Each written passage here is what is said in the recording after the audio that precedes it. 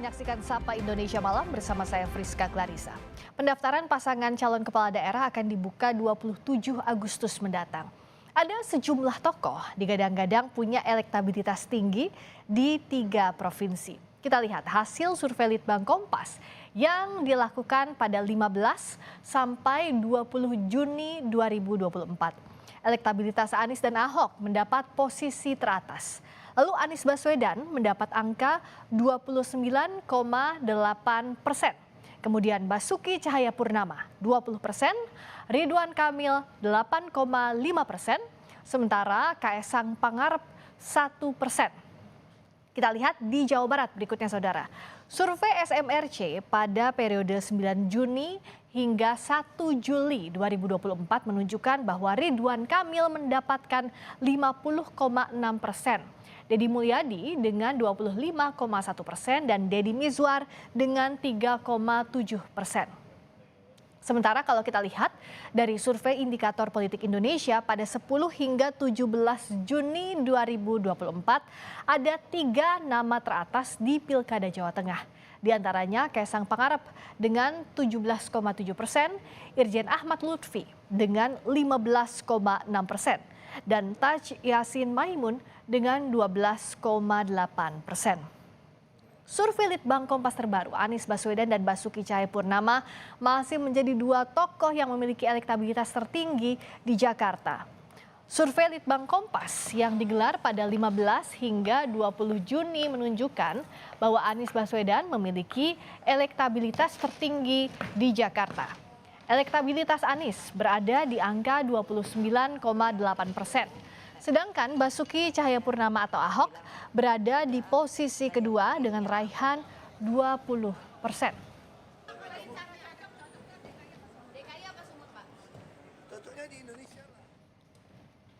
Di posisi berikutnya kita lihat ada Ridwan Kamil dengan suara 8,5%. Tokoh-tokoh lain elektabilitasnya masih di bawah 3%. Nama yang sering disebut akan maju di Pilkada Jakarta, Kaesang Pangarep. Elektabilitasnya masih di angka 1%. Tim Litbang Kompas menilai pengaruh 2 mantan gubernur Jakarta masih kuat di masyarakat Jakarta. Namun peluang kandidat lain di luar 2 nama tersebut masih terbuka. Baswedan dan Basuki Cahayapurnama ini cukup kuat gitu ya elektabilitasnya. Namun kalau kita lihat sebenarnya kan dihitung berdasarkan yang tidak mengarahkan suara ke 2 sosok ini kan sebenarnya masih ada sekitar 50% gitu ya. Dan itu sebenarnya yang menjadi celah bahwa masih ada peluang atau alternatif tokoh lain yang mungkin bisa maju sebagai calon gubernur di Jakarta. Pemilih di Jakarta lebih rasional dibandingkan daerah lain. Rasionalitas itu bisa diperlihatkan dari persetujuan responden terhadap latar belakang calon kepala daerah. 81% responden mendukung calon yang pernah menjabat sebagai kepala daerah. 73,3% setuju kepala daerah pernah menjabat menteri atau jabatan setingkat menteri. Lebih dari 70% setuju latar belakang calon dari suku Jawa atau Betawi. Ada 65,3% setuju calon kepala daerah dari generasi muda. Lalu survei Litbang Kompas juga mengungkap meski Anies dan Ahok elektabilitasnya tertinggi di Jakarta, masih ada peluang nama lain untuk mengimbangi 2 mantan gubernur Jakarta itu. Litbang Kompas menyebut Ridwan Kamil punya peluang jika maju di Jakarta. Meski elektabilitasnya di bawah Anies dan Ahok, RK memiliki tingkat resistensi terendah di masyarakat Jakarta. Dari data ini terlihat mereka yang resisten atau tidak akan memilih Anies, angkanya 17,3%. Mereka yang menyatakan tidak akan memilih Ahok sebanyak 17,8%, sedangkan mereka yang menyatakan tidak akan memilih Ridwan Kamil hanya 12%. Sementara itu Kaesang 33%. Kalau bicara peluang di luar 2 kandidat yang kuat tadi ya Anies dan Ahok, ya mungkin kita bisa melihatnya dari sisi strong voter-nya. Artinya strong voter ini kita tidak hanya menanyakan siapa yang layak, tapi juga pasti akan memilih itu seberapa besar. Di sini memang Ridwan Kamil masih menjadi yang kuat ya, ada 24% yang pasti akan memilih Ridwan Kamil. Sementara dari sisi resistensi itu Ridwan Kamil ini yang cukup relatif rendah ya, relatif rendah sisi penolakannya. Sementara kalau kita bicara Kaisang, memang strong voter itu di angka 9,8, tapi tingkat resisten pemilihnya masih tinggi ya, ada di sekitar angka 33,8%. Artinya resisten itu berarti pasti tidak akan memilih begitu.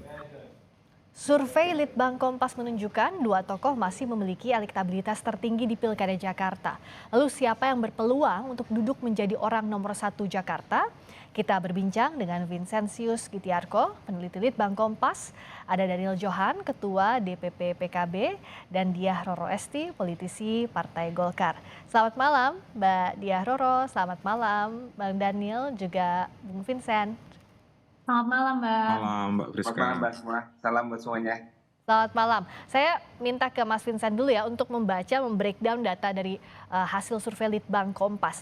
Kalau Anies dan Ahok ini masih tinggi, salah satu faktornya kalau dari Litbang Kompas adalah pernah menjabat sebagai mantan gubernur Jakarta. Nah, sebenarnya bagaimana untuk melihat peluang yang lainnya? Misalnya apakah tingkat resistensi itu linier dengan peluang bisa menyaingi dua tokoh tersebut yang elektabilitasnya jauh sekali dibandingkan yang lain? Iya, sebelumnya untuk membaca antara Ahok dan juga Anies yang suaranya tinggi itu ini sebenarnya bisa dibaca bahwa ada semacam memori atau kesan baik yang ditinggalkan oleh kedua tokoh ini ketika menjabat sebagai gubernur yang dipilih oleh sebagai gubernur di Jakarta begitu. Karena di survei ini juga muncul bahwa kinerja Anies itu dipandang paling baik oleh 36,8 responden dan sementara kinerja Ahok itu dipandang paling baik oleh 44,5% responden. Artinya ada semacam memori yang baik yang masih dipegang atau diingat oleh warga Jakarta tentang dua sosok ini begitu. Ya. Nah, kalau bicara resistensi tentu ini menjadi semacam alarm atau semacam catatan ya bagi semua kandidat yang akan maju bahwa ada potensi-potensi yang memang responden atau nantinya pemilih itu tidak akan memilih sosok tertentu gitu Mbak Friska kurang lebih ya. Nah, tapi artinya kalaupun dua nama ini kan Anies Ahok itu paling tinggi. Meskipun resistensinya juga cenderung tinggi dibandingkan misalnya Ridwan Kamil yang jauh juga meskipun di peringkat ketiga 8,5%, tapi resistensinya paling rendah. Bagaimana melihat ketimpangan ini kalau dari Mas Vincent atau perbandingan ini?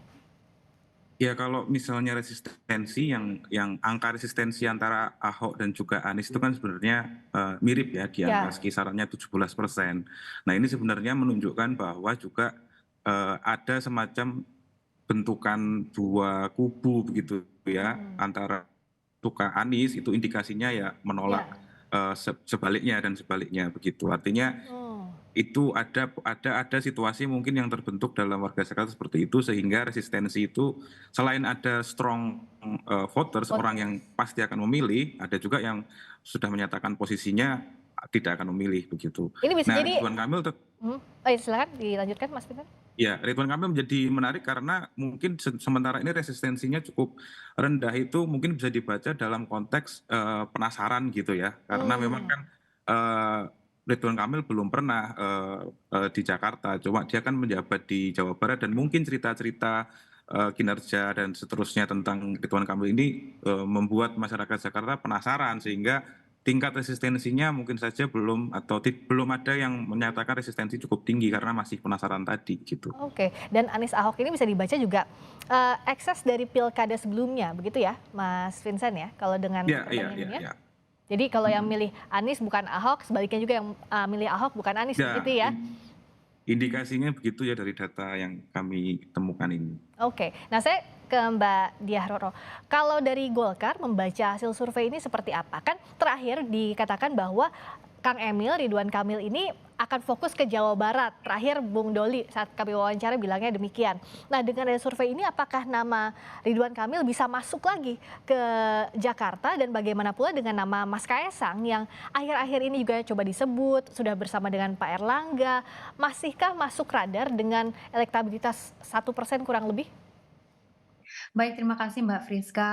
Tentu, kalau kita amati bersama ya bahwa politik apapun bisa terjadi Mbak, gitu. Dan, kami menyadari memang betul Pak Ridwan Kamil, sempat, dibahas untuk DKI Jakarta, namun, kita consider kemarin apalagi dengan perkembangan, yang kami lihat dengan Mas Kaisang dan, kemarin juga beliau sudah audiensi kepada kami Golkar, datang ke kantor kami, dan Pak Ketua Umum juga, mendorong sosok yang menurut beliau dan menurut kami juga pantas gitu ya untuk, menjadi wakil, Bapak Yusuf Hamka dan, dengan berbagai macam prestasi yang dimiliki, namun kembali lagi Mbak bahwa segala sesuatu hal itu, sangat terbuka ya dalam arti kata masih banyak hal yang bisa terjadi, namun yang perlu kami titik beratkan adalah bahwa Partai Golkar juga, menentukan berdasarkan survei, Mbak. Jadi berdasarkan survei, berdasarkan performance dan, juga, kinerja yang nantinya akan ditawarkan oleh, masing-masing calon yang kami sodorkan. Terakhir seperti yang tadi disampaikan, saat mengajukan nama Pak Yusuf Hamka kan dikatakan bahwa if only Mas Kaisang jadi maju, wakilnya, Pak Yusuf Hamka. Nah, dengan Ya. perkembangan ini seperti apa Mbak Dia? Apakah masih coba menggenjot nama, Baba Alun dan juga pasangannya misalnya dicoba masih, Mas Kaisang dicoba untuk elektabilitasnya dikerek lagi di Jakarta atau seperti apa? Tentu, kami melihat ya, karena kalau, Babah Alun ini kan mempunyai prestasi yang sangat luar biasa. Beliau juga, mempunyai pemikiran yang menurut saya cukup maju ya, meng-identify bahwa beberapa permasalahan yang dialami di kota Jakarta ini, salah satunya, dari segi, public transportation ya kan, lalu kemudian bagaimana kita bisa, mengatasi, kemacetan yang ada di kota kita gitu. Lalu kemudian juga infrastruktur. Nah, ini semuanya adalah, ranah apa namanya, beliau gitu. Nah, maka, mengingat potensi yang dimiliki, ini sesuatu hal yang patut untuk kita exercise, Mbak Friska, ke depannya, dan tentu kami melihat kembali, dan menghadirkan para kader-kader yang kami, merasa mempunyai kemampuan untuk, memajukan, kota Jakarta ke depannya.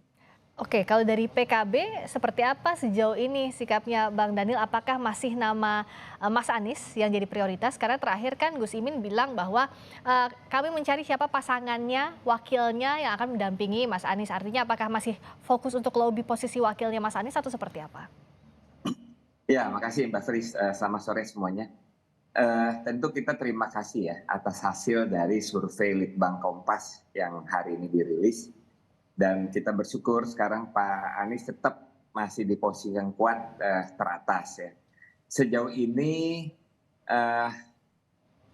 usulan dari PKB DKI itu hanya satu bersama Pak Anies ya.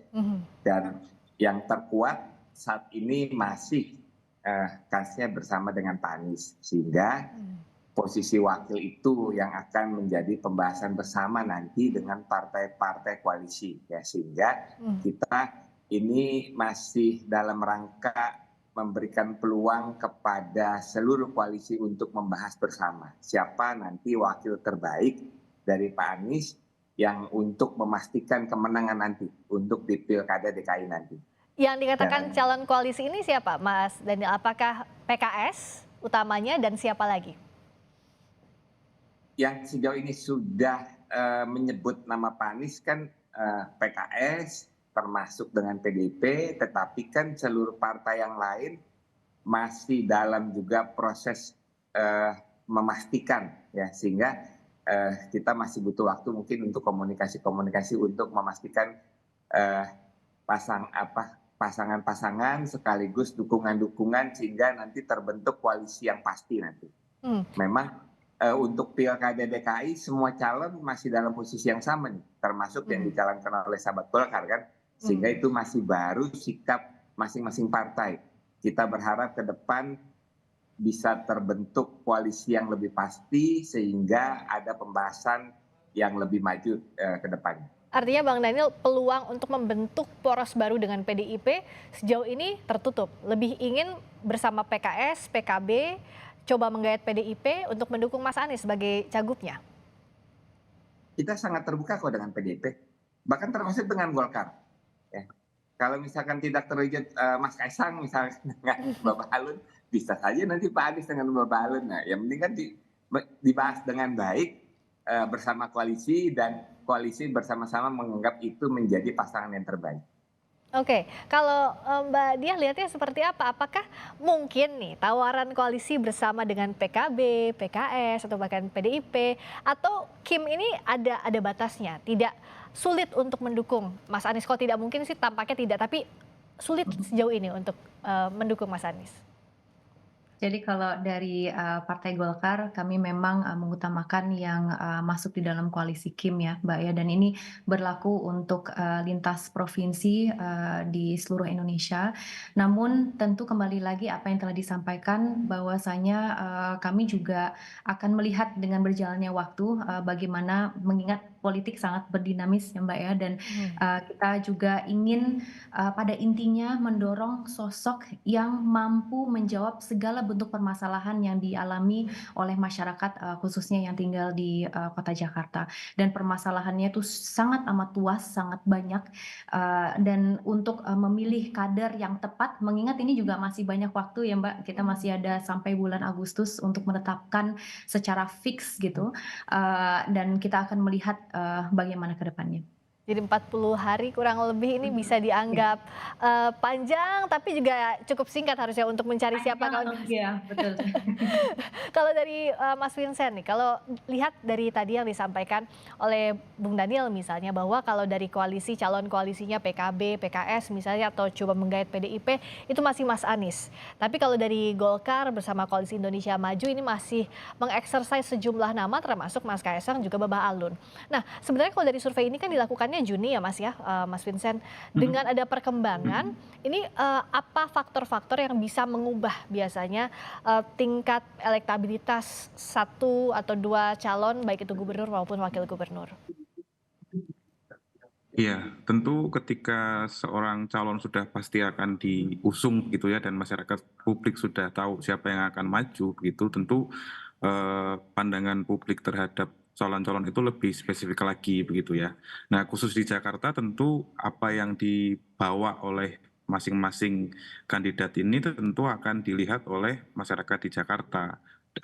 Misalnya pertimbangan-pertimbangan seperti pengalaman itu salah satu yang cukup kuat muncul ya di hasil survei ini, karena latar belakang yang paling disetujui oleh masyarakat Jakarta, oleh responden itu adalah yang pernah menjabat kepala daerah dan juga pernah menjabat menteri atau setingkat menteri. Untuk pernah menjabat kepala daerah itu disetujui oleh sekitar 81% responden, sementara yang setingkat menteri itu 75,3% responden. Nah, di sini memang terlihat bahwa masyarakat Jakarta cukup rasional dalam memilih pemimpinnya nanti, karena mereka ingin setidaknya pemimpin yang sudah punya pengalaman gitu ya, atau track record. Oke, jadi track recordnya dilihat ya oleh pemilih rasional Jakarta. Nah, Mbak Diah, apakah soal pengalaman ini calon-calon yang sejauh ini digodok oleh Golkar, misalnya Mas Kaisang, Bapak Alun, itu sudah masuk kriteria berpengalaman atau tidak? Karena kan untuk jadi kepala daerah belum ya sejauh ini. Seperti apa Mbak Diah? Baik, kalau kita melihat sosok seperti yang pertama Bapak Alun ya, beliau kan juga mempunyai track record yang cukup ekstensif, terkhusus ketika kita berbicara mengenai sektor infrastruktur. Banyak sekali pemikiran-pemikiran beliau yang ingin sekali untuk mengatasi permasalahan kemacetan yang dialami di kota Jakarta, lalu kemudian berbagai macam bentuk public transportation, MRT, LRT, dan Transjakarta. Banyak sekali pemikirannya yang beliau ingin memajukan sektor ini agar kemudian tidak terjadinya jalan besar yang kondens gitu ya, yang terlalu ramai padat dengan mobil, dan bagaimana kita bisa gaya hidup kita itu bisa kita normalize dengan menggunakan transportasi umum. Nah, ini juga menjadi salah satu hal, belum lagi hal-hal lainnya gitu ya Mbak ya. Jadi kalau dari segi profesional ya, latar belakang itu sangat amat jelas. Ketika kita berbicara mengenai tadi disebut Kang Ridwan Kamil juga, itu udah jelas juga track record-nya seperti apa. Beliau pernah menjabat sebagai gubernur dan dalam bentuk inovasinya sudah tercantum lah, kita bisa melihat bagaimana memajukan wilayah itu gitu. Dan kalau kita berbicara mengenai Mas Kaisang, walaupun bisa dibilang relatively new, tapi sebagai bagian dari generasi penerus bangsa ya, sebagai kaum muda yang mempunyai gagasan dan melalui kepemimpinannya sebagai Ketua Umum PSI, beliau juga menunjukkan bagaimana mengedepankan leadership di dalam internal PSI-nya. Kita melihat juga karena kemarin sempat audiensi dengan Golkar, nilai-nilai seperti itu kami rasa sangat amat penting untuk kita junjung ke depannya, dan mengingat bahwa ini sama aja kayak nyari jodoh, Mbak. Kalau misalnya berpasangan ini kan yang pertama cocok atau tidak, lalu kemudian apakah bisa saling melengkapi gitu. Mungkin yang kurang di calon gubernurnya bisa diisi oleh wakil gubernurnya dan vice versa gitu. Jadi kita menikmati proses pencarian jodoh ini agar kemudian kita mampu untuk mengedepankan pembangunan yang terbaik untuk Kota Jakarta. Nah, kalau Bang Daniel, gimana proses lobby yang berlangsung saat ini, terutama kalau PKB dan partai lain pasti ingin mendapatkan kotel efek maksimal dengan jadi wakilnya Mas Anies kalau misalnya ingin mencalonkan sebagai wakil gubernur. Nah, sejauh ini seperti apa proses lobbynya dengan PKS misalnya yang sudah mencalonkan Anies Sohibul, sudah declare Anies Sohibul Iman? Ya, sejauh ini semua sedang berjalan ya, meskipun beberapa minggu yang lalu masih agak cair, tetapi kita berharap ke depan karena awalnya itu kan semua menganggap waktu masih banyak nih, meskipun sekarang tinggal 40 hari ya, makin ke depan waktu akan semakin singkat. Kita meyakini makin dekat waktu tentu pembahasan nanti akan semakin solid. Tadi kita melihat Pak Ahok juga masih tinggi ya. Nah, sehingga nanti pasangan misalkan dengan Pak Anies dengan calon wakil yang dari PDIP juga kami anggap itu juga sesuatu yang menarik, sesuatu yang memberikan nilai tambah bagi kemenangan pencalonan Pak Anies nanti ya. Jadi dua kekuatan antara yang menjadi kekuatan utama Pak Anies di Jakarta Timur, Jakarta Pusat Selatan bisa diimbangi dengan kekuatan di Jakarta Barat dan Utara. Nah, itu pun juga kekuatan sahabat PKS itu menjadi kekuatan yang penting juga untuk Pak Anies. Nah, sehingga nanti lihat konfigurasi yang terbaik itu seperti apa. Mudah-mudahan tadi Mbak Dia udah bilang ini masalah jodoh, yang kita harap bukan cinta buta, tetapi cinta yang membawa kebaikan untuk masyarakat Jakarta nanti. Bagaimana jangan cinta buta, tapi memang susah ya, susah-susah gampang ya cari jodoh ini untuk menentukan wakilnya apakah disetujui juga oleh partai politik. Nah, kalau Mas Vincent sebenarnya apa yang membuat Jakarta ini berbeda untuk dibaca secara politik begitu? Karena kan kalau daerah lain misalnya sudah misalnya dari kapabilitas atau dari pengalaman saja. Tapi kalau di sini kan ada bagaimana formasi dari koalisi yang akan mengusung masing-masing calon, termasuk juga tidak ada yang punya golden ticket untuk di Jakarta, Mas Vincent. Iya, memang Jakarta ini cukup menarik kalau juga dilihat dari sisi masyarakatnya kan ya. Artinya pemilih di Jakarta itu bisa dipandang juga kembali ke hasil survei ya. Sebenarnya sangat-sangat praktikal untuk juga melihat permasalahan yang harus diselesaikan oleh kepala daerahnya begitu ya. Artinya selain juga melihat latar belakang calon, juga bagaimana pasangan itu dibentuk atau juga partai yang mengusung, tapi sisi praktis masyarakat Jakarta ini mungkin juga perlu diperhatikan dan juga bisa menjadi salah satu program yang ditawarkan oleh kandidat gitu misalnya ya. Karena dari survei ini misalnya masyarakat Jakarta tuh masih bergulat dengan 3 masalah laten ya, yang khas kota gitu ya, khas kota besar gitu. Seperti misalnya kita juga menanyakan kan ada sejumlah indikator yang kita tanyakan ketika masyarakat Jakarta mengevaluasi pemerintah daerahnya. Nah, ternyata masalah kemacetan itu masih mendapatkan skor yang relatif rendah begitu ya.